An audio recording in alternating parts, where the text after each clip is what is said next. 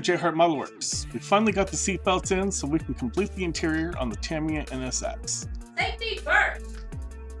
Welcome to my workbench. Let's get started. So getting things started, all the parts were cut off and prepped for priming. Now there are two parts that are not interior related. There is the radiator and there is the coolant reservoir tanks. Now these don't show up in the instructions until you add the interior to the chassis. The coolant reservoir actually goes on the back of the interior, so it's being done with the interior, and I just missed the radiator because it was on the interior's instructions.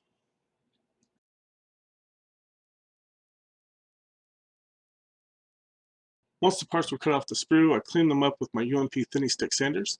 The dashboard had a really rough seam, as well as the sprue points, so I sanded off the front edge with the 400 grit sander. I followed that up with the 800. You'll notice the inner core changes from yellow to orange, and then I finished it off with the buffer for a nice smooth surface.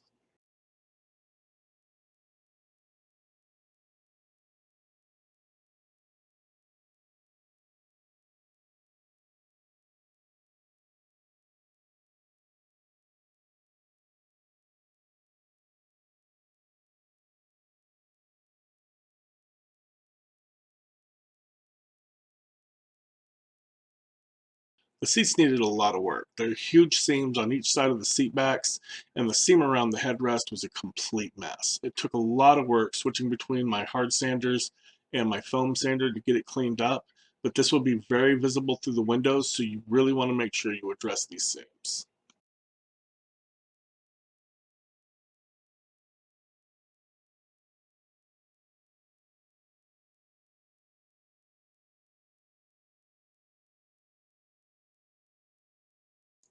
So here you can really see the difference between the seams on the unfinished seat and the fully cleaned up seat. Into the spray booth for some primer, and I'm doing things a little differently this go around. I've seen some people using this Tamiya bottle primer lately, and I thought I'd give it a try. I'm thinning it 50-50 with some Mr. Leveling Thinner. I really love Tamiya's fine surface primer in the can. It's the best lacquer primer I've ever used. The lacquer primers grip better than an acrylic primer because they etch the plastic slightly, and I find I have fewer issues with paint and primer coming off when I mask over a lacquer primer. But I have a few issues with the Tamiya primer in the can. First, if you're using a really hot lacquer paint like Zero, you can occasionally have issues with the lacquer thinner from the paint reactivating the primer and letting the thinner get to the plastic and craze the surface. Another issue is that the rattle can is quite wasteful. Once you run out of propellant, there's usually still a good deal of primer in the bottom of the can that ends up getting thrown away usually.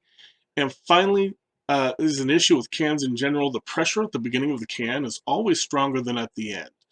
So buying a bottle like this, I have consistent airflow and I find I've got no waste. All in all, I was really happy with the results, and this is likely to make a return in future builds. A couple of hours after the last coat of primer and it was time to paint. Sadly, most of the painting footage is either out of frame or didn't get recorded, which is kind of unfortunate as I tried something new, pre-shading the seats a little bit and didn't capture it at all. The back side of the interior tub is the firewall for the engine bay, and it needed to be painted body color. The instructions call for TS17 gloss aluminum, but there isn't a single reference photo on the internet that doesn't show the engine bay body color. So I masked it off, hit it with a couple of coats of Zero semi-gloss black, then a couple of coats of the Gravity Colors Color Shift paint.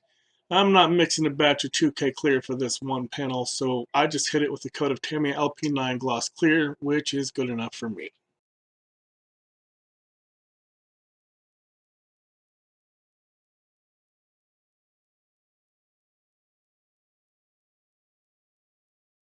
Before applying the decal, I used some Tamiya tape and made a mask of the gauge cluster area, which will come in useful later.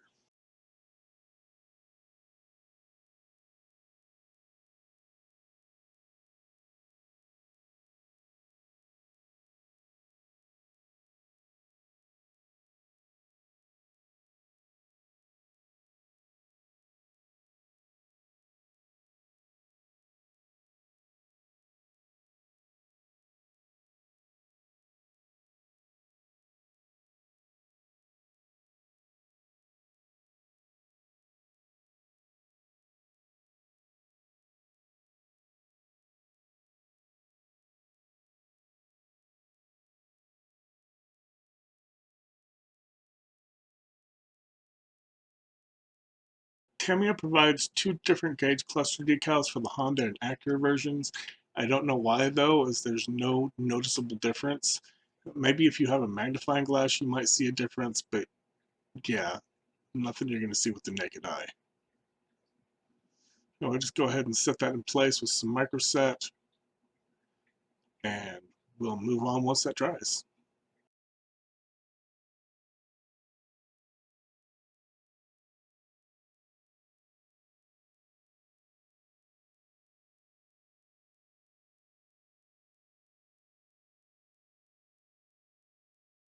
While the decal dried, I used a template I had made earlier to cut some clear acetate sheet and make a clear plastic gauge cover over the gauge cluster.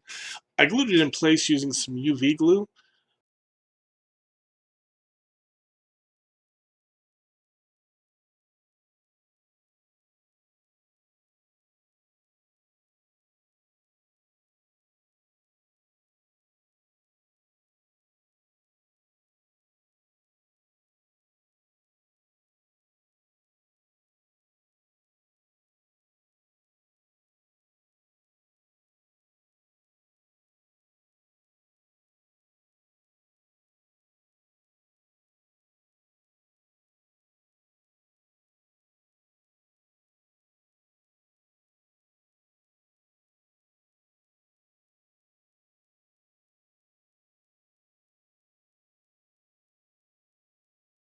I can't say it turned out perfect. I'm still really new with this stuff, but I've done a lot worse in the past. Next, we're going to flock the interior. I have gray and black flocking. I considered the gray, but it blends in too much with the dark gray interior, so I chose to go with the black instead. Now, I decided to just flock the area in front of the seats so I don't have any fit issues with the seats when I try to put them in place. So I'm going to go ahead and lay down a thick layer of Tamiya X22 clear. Then I'm going to use a T-strainer to sift the flocking material out over the layer of the clear. Don't use your wife's good T-strainer for this. You definitely want to get your own. They're pretty cheap on Amazon.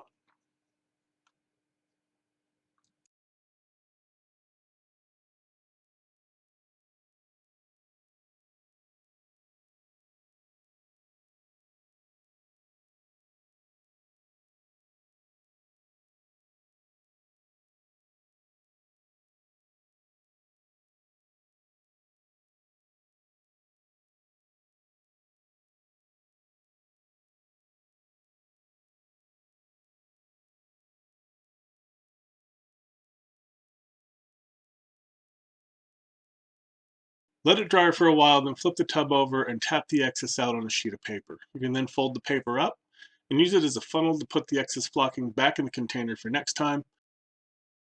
Once dry, look over your work for any thin spots and carefully reapply if needed so that you have good, even coverage.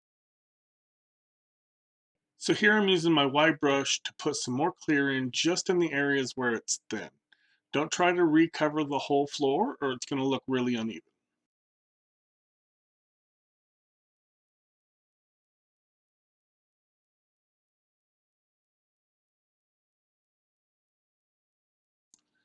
Job done, and we can move on to our seatbelts. Here we have our seats. These black bars on the sides are adjustment levers and they go to the outside. This is also the side the seatbelts will go on.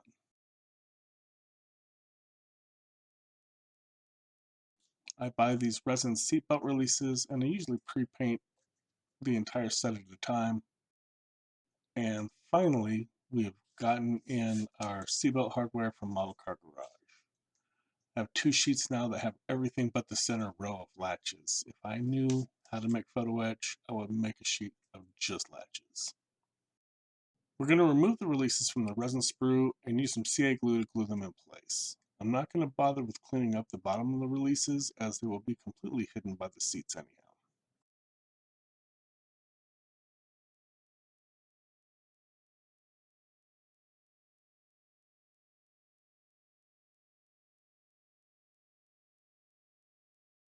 Now for the belts and latches. I firmly press a piece of tape behind the parts so when I cut them off the fret they don't ping off and fly off into space. Once you get them cut off, just clean them up with a metal file or a sander. I prefer to use the metal files instead of the sanders as the metal files are a lot more durable.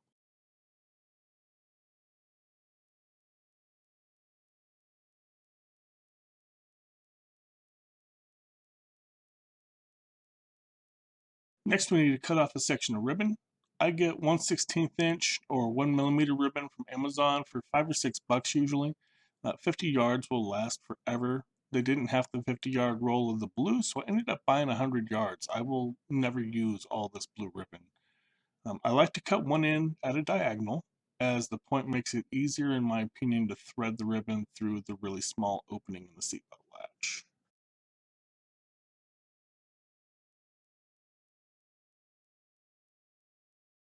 Once we have the latch on the ribbon, we're going to go ahead and glue the bottom of the ribbon to the side of the seat.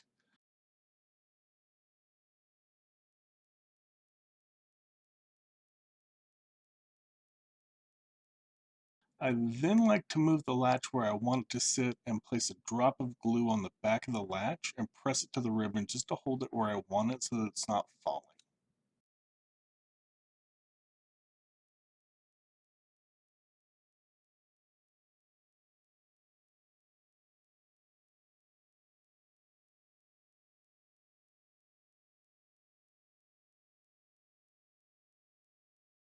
Finally, I'm going to place a drop of glue at the top of the seat shoulder and just press the seat belt against it just to hold this in place so the seat belt stays locked in its final position.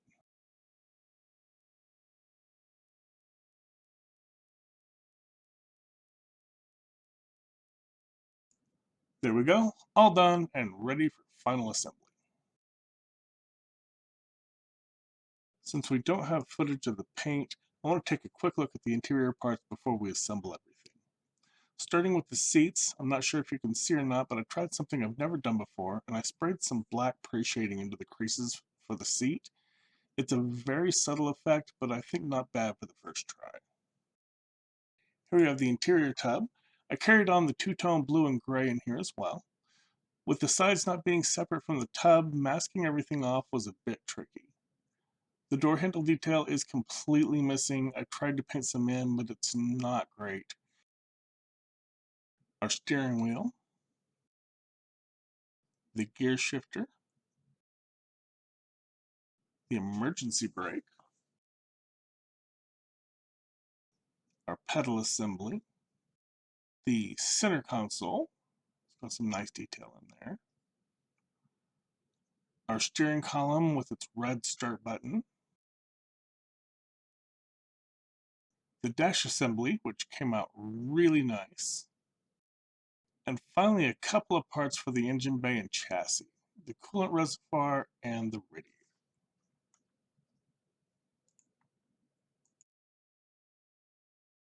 Alright, time to get this thing assembled. Starting from the center, there's a small tab on the center console that needs to point to the front. This is where the dash is going to locate.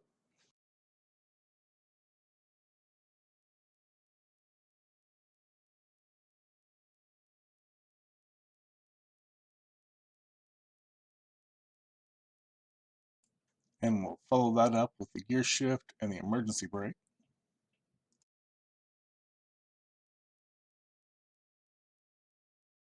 Next, we're going to add the steering column and the steering wheel to the dash. Sorry, but a good bit of the assembly may be out of frame. I'm still kind of new with the video thing. The dash looks great. We're not going to install it yet, though. We're going to get the seats in first. Want to make sure we get the right seat on the right side. The seat belt goes on the outside.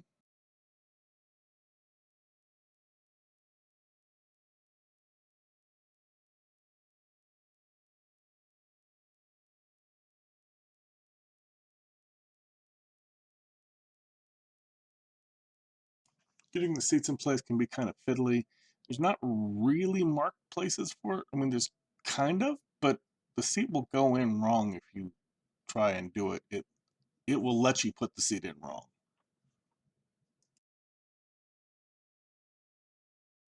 And we trim the seatbelt material so that it just reaches the back wall and glue it down into place. I want to make sure the dash will hold well, so I put some glue on the underside of the dash as well as on the center console and the sides of the tub where the dash is going to touch. Not a lot, just brushing the tip of the glue bottle against the plastic.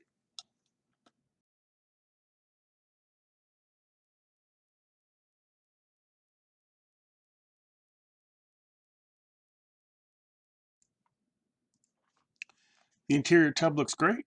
Now to get it placed on the chassis.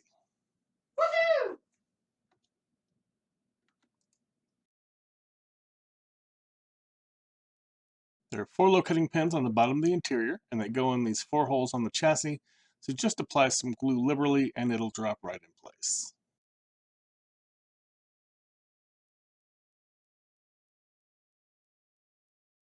Because the coolant reservoir attaches to the back of the chassis tub, it wasn't done in the engine video. The fit is a little tight and kind of fiddly, so just make sure it goes in flat and isn't all lopsided.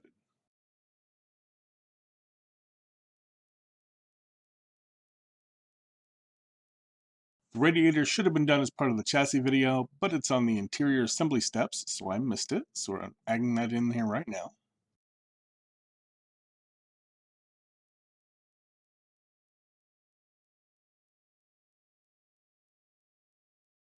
And finally, there are a couple of decals for the engine bay. One goes on the fuse box, that's part of the coolant reservoir part, and another one goes on top of the air cleaner. I apply them with some microset, and then to make sure they go down nice and smooth, I hit them with some UMP strong setting solution.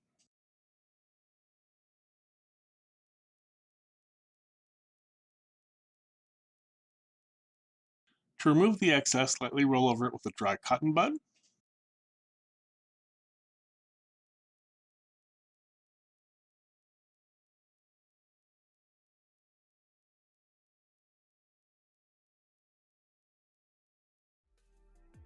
That's it for the interior on the Tamiya NSX. Thanks for watching, and check in for the next video where we complete the final assembly. If you enjoyed the video, please hit the like button. Also, feel free to leave comments, feedback, critique, or anything else in the comment section below. I enjoy interacting with all my viewers in the comment section and try to reply to all the comments I receive. If you want to catch future videos, please consider subscribing to my channel and make sure you click the bell notification icon so you can be notified when I upload new videos. As always, thank you for watching, keep modeling, and have a great day.